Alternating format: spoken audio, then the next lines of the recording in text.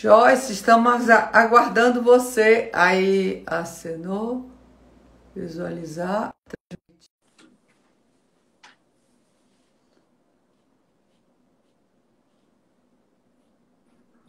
Eu pedi aqui. Oi, desculpa, menina. A primeira vez que a minha internet cai aqui, nesse tempo todo que eu estou fazendo live, é a primeira vez que aconteceu. E eu fiquei sem saber se você caindo, eu acho que eu caía junto com você. Eu acho que sim, Você né? caiu e aí eu caí, não consegui mais depois. Mas bem, voltamos lá. Eu estava te perguntando sobre, fazendo uma crítica à ordem vocatória, que às vezes usa de uma forma impositiva do Estado. Como que você vê essa questão da legítima e vulnerabilidade? Pois é, a gente tem visto muitas pessoas bastante abalizadas dedicando seus estudos a essa temática. A Ana Luísa, a professora Gisele Ironaca, aqui no Nordeste o Gustavo Andrade até publicou um livro muito bacana, construído nos estudos de estágio pós-doutoral que ele fez. E a finalidade, a ratio da legítima é proteger a família, né? De onde ela vem, a ratio é a proteção da família. Hoje, a família pautada nesse Estado democrático, nessa sociedade livre, justa, solidária, em sua própria composição, ela adota essa solidariedade que vai apontar um apoio maior ao vulnerável. Então, eu também acho, Dani, que o caminho vai ser muito por aí, as reflexões sobre a legítima se voltar para acolher a vulnerabilidade. Imagina só que uma família bem-sucedida, de filhos todos maiores, venha a falecer o patriarca e essa legítima seja dividida entre esses filhos bem-sucedidos, mas dentro desse grupo de filhos haja alguém com uma deficiência psíquica e intelectual. Ele vai receber a mesma fração que os outros filhos. Ah, mas esse pai pode usar toda a sua parte disponível para amparar esse filho, para programar também o cuidado com esse filho. Sem dúvida, poderia. Mas hoje a gente observa uma análise crítica da legítima, tal como ela está, a partir da ótica da vulnerabilidade, buscando considerar a vulnerabilidade e não apenas e exclusivamente o vínculo de parentesco que informa a ordem vocacional. Não, com certeza. Eu acho que quando eu comecei a estudar sobre a legítima em 2012, 13, 14, né, ao longo do doutorado, e a jurisprudência espanhola, o da Catalunha, uma das mais modernas, né, nesse sentido, e me ajudaram muito também nos meus estudos para poder começar a fazer critérios aí em função da legítima. Nós já faltando só 15 minutos, eu não queria que você deixasse de falar a questão exatamente dessa tomada de decisão apoiada e esse exercício de direito de testar, porque, como você disse, a sociedade ainda não entende muito bem o que é essa tomada, né? Você deu exemplo aí até dos seus clientes hoje. Onde você sente na prática que a maior dificuldade deles entenderem o que é diferente de uma curatela, porque eu acho que eles ficam com uma percepção muito de proteção, de achar que a pessoa, a partir daquele momento, já não pode mais estar decidindo sozinho, né? Quer dizer, a gente tem também essa questão intervencionista do Estado, pessoa acima de 70 anos.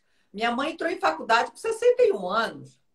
sabe? Então, a minha avó de 92 está aqui na internet, opera a conta dela do banco e usa Instagram, usa WhatsApp, usa. Ela teve que buscar como ela foi aprender isso. Ela dizia que ninguém tinha paciência para ensinar. Ela conseguiu pagar uma pessoa para ir lá e orientar. Mas ela buscou um meio, e hoje em dia ela é uma pessoa que está muito mais interligada com a família pela tecnologia. Eu vejo que a tecnologia ajuda muito. Tem uma senhora que eu conheço que ela é surda, então, por exemplo, é difícil falar no telefone, mas no celular fazem Face, aí ela consegue ler os lábios, né? Ela gosta muito também faz mensagem de voz dela, em vez de ficar teclando. Então, assim, a tecnologia também veio e isso integra essas pessoas, né? Somente os mais idosos, aí eu acho de uma certa vulnerabilidade do idoso que vai perdendo a audição, que vai ficando mais sozinho. As pessoas dizem que vão ficando, que as pessoas não gostam de conversar com mais velhos. Eu vejo muita reclamação de pessoa mais velha dizendo que os jovens ficam com preguiça de conversar com eles, né? Então, isso Dani, eu acho que aquele, não sei se você já viu, aquele hoje é best-seller, o livro Yuval Harari, ele mostra, num desses livros, o quanto nós avançamos nesses meses, né? As universidades passaram as aulas todas em plataformas virtuais. Nós estamos fazendo live. Live é um saldo da pandemia, né? Tem gente que já existe até memes sobre a quantidade de live que as pessoas fazem sobre tudo. De modo que essa tecnologia ela entrou de maneira muito forte para facilitar as comunicações, para facilitar diálogo. De uma certa forma, isso otimizou a ciência, porque, por exemplo, nós aqui no grupo de pesquisa Direito Civil nas Relações Privadas, nós conseguimos consolidar parcerias com a Colômbia e com o Peru que eram inviáveis ou muito mais difíceis se não fosse esse novo modo, né? Que entrou, que se tornou mais coloquial. E assim é que a tecnologia, por exemplo, no caso do testamento hológrafo, já se pensar em fazer vídeo para chancelar a validade desse testamento, que é aquele que você escreve, por exemplo, se você estiver no estado terminal, isolado por causa da Covid, nesse sentido, naquele projeto que nós participamos. Ressuscitado, né? Então, a tecnologia, sem dúvida, ela entra e facilita a participação, de modo que ela também pode ser excludente quando você não tem acesso a essas tecnologias. Muitos idosos tiveram que aprender a manejar os aplicativos dos bancos para não ter que ir a banco, né? Mas, enfim, a tomada de decisão apoiada é um acordo de apoio. É um acordo de apoio que, no Brasil, passa pelo judiciário. É até uma crítica que se faz, porque se você tem capacidade, por que para consolidar esse sistema de apoio precisa da tomada de decisão apoiada? Porque, na verdade, a segunda parte, o segundo momento dessa tomada é a oposição ao negócio jurídico que você vai fazer, você apoiar. Então, a pessoa que é apoiada, segundo um plano de apoio que ela faz, pede para que sejam homologados judicialmente, ela indica 2 apoiadores, no mínimo, e diz o objeto desse apoio. Nesse caso, o objeto do apoio pode ser muito bem construir um testamento, auxiliar na elaboração do testamento. A mim me parece que esses apoiadores seriam como as testemunhas, eles só não vão poder ser contemplados naquele testamento por uma salvaguarda, né? Que eles entrem com captação de vontade. Mas então, essa tomada de decisão feita por procedimento de jurisdição voluntária é apresentada ao judiciário que homologa. Estranho que o Ministério Público também é ouvido aqui, quando não é matéria que historicamente seja legado ao Ministério Público. Isso foi dito pelo próprio artigo 1783-A. Então, nesse ponto, eu acredito que caberia aqui uma tomada de decisão apoiada. Mas quando você diz assim, por que não conhece? Porque, vejam bem, não é muito do nosso métier, assim, da nossa organização social, curatelar as pessoas.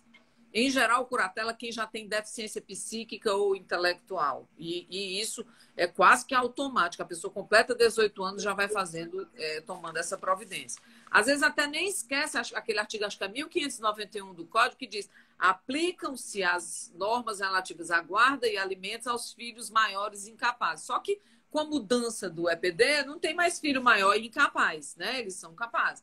E se ele está sob curatela, tem muita gente boa que diz que aí ele seria relativamente incapaz. Eu acho que uma conclusão dessa bate de frente com a convenção. A pessoa continua sendo capaz, ainda que sob curatela. Essa é a minha opinião.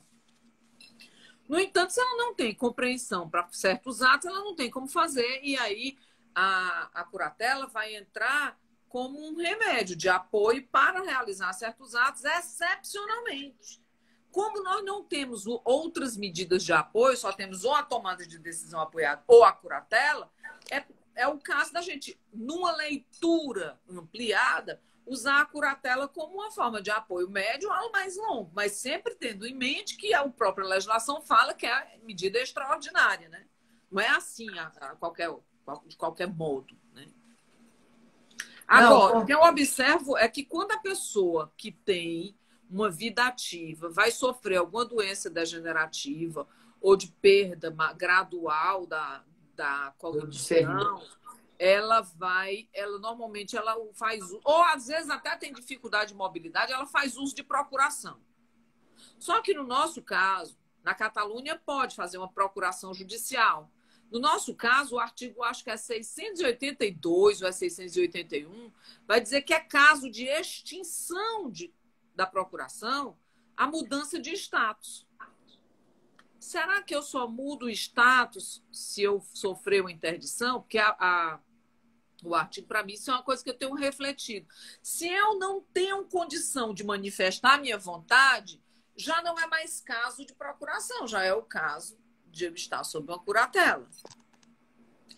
O André fez uma pergunta aqui, o André Franco, lá do Rio Grande do Norte. Passou batido, eu não vi. TDA vezes mandato. Qual das formas tem maior aplicabilidade prática para os atos do dia a dia? A tomada de decisão apoiada não tem cláusula de mandato. São duas coisas diferentes. Mas ele está perguntando uma ou um mandato. Ele está perguntando são para duas coisas distintas. Uma procuração é você outorga poderes para alguém fazer alguma coisa em seu nome. É uma representação contratual. A tomada de decisão apoiada, você confia a alguém a lhe dar um apoio. Seja um apoio linguístico, intelectivo, para você realizar. Quem realiza o negócio é você. A pessoa vai lhe apoiar, a entender, a compreender, a decodificar as informações, a ponderar vantagens e desvantagens. E aí o apoiador terá um segundo momento. Ah, não, você está teimando em fazer esse negócio, eu discordo de você.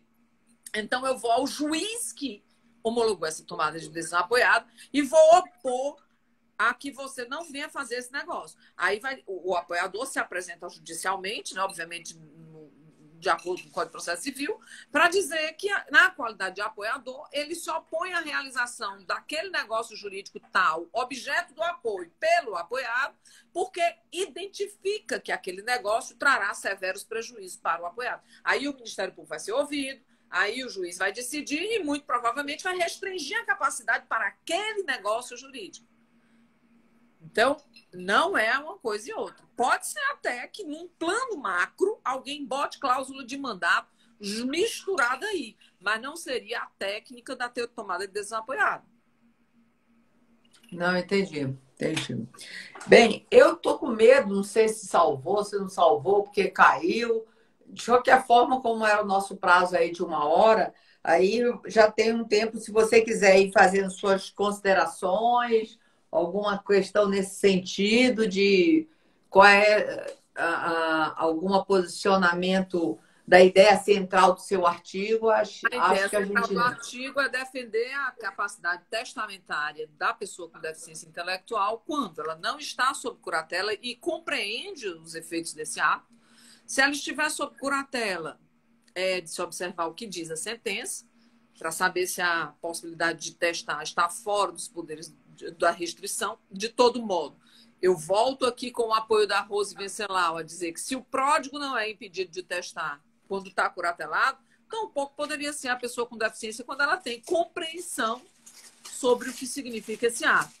E a tomada de decisão apoiada, se ela estiver sob tomada de decisão apoiada, ela também continua podendo testar. E até adicionalmente, a tomada de decisão apoiada pode ser incluir dentro do rol do apoio a construção de um testamento. Era por aqui. Joyce, super obrigada pela sua disponibilidade. Eu sei que a gente, com a pandemia, nós estamos trabalhando muito mais e um desgaste diferente dessa questão. Mas eu também acho que essas lives, essa série que eu tenho feito aqui do Arquitetura, eu acho que é uma forma de democratizar o acesso, de estar tendo as pessoas terem oportunidade, estarem ouvindo o autor sobre o artigo, está falando ali. E semana passada foi de arbitragem, hoje foi sobre deficiência. Semana que vem vai ser uma experiência, até um formato novo. Depois eu vou avisar lá que vão ser com 2 coautores sobre a questão do direito de herança como instrumento, com o professor Guilherme Martins e com o José Luiz de Moura Faleiro Júnior, né? O planejamento sucessório da herança digital.